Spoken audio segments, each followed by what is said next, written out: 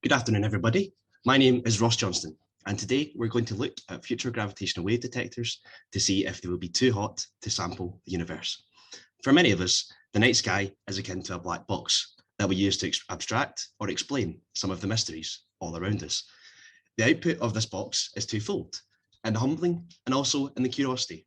As simply put, the stars and the agent driving them is beyond our control. Although we have observed them for centuries, until recently, we only had what was akin to a silent picture. What about the soundtrack, then, you may ask? For myself and my research, the black box of abstraction is filled with merging black holes a billion years back into the edge of the universe. To see these required a new branch of gravitational wave astronomy. On account of the range of sources, this is like adding an orchestral soundtrack to the mix. Our ears here take the form of the most sensitive detectors in the world. Imagine trying to detect a hair's width added on to the distance from here to the nearest star. Many of the barriers in the way of future detections at the edge of the universe are on the scale of microscopic defects. The challenge that I'm faced with is that in the case of our glass mirrors, which pick up the signal, we have the equivalent of a pinch of sand worth of defects, causing enough heat to limit the operation. To keep the wheel of scientific progress turning, we must understand the nature of these defects across the four-step process shown in the slide.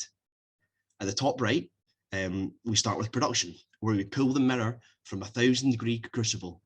Then we rotate round to the processing, where we smooth the surface down to atomic level of precision. Rotating again, we get to the optical measurements, where we identify the nature of elements found in these defects. And then lastly, we get onto the installation of the mirror inside our detector. The only challenge is that as we reduce these defects down to a shaken pinch of hot sand, they become harder and harder to make predictions based on.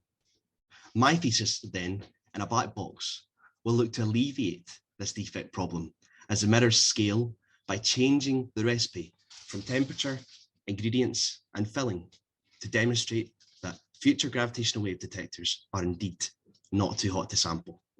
So what about your black box problem? How heavy is the idea inside? And are you able to carry it around with you and explain the beauty within?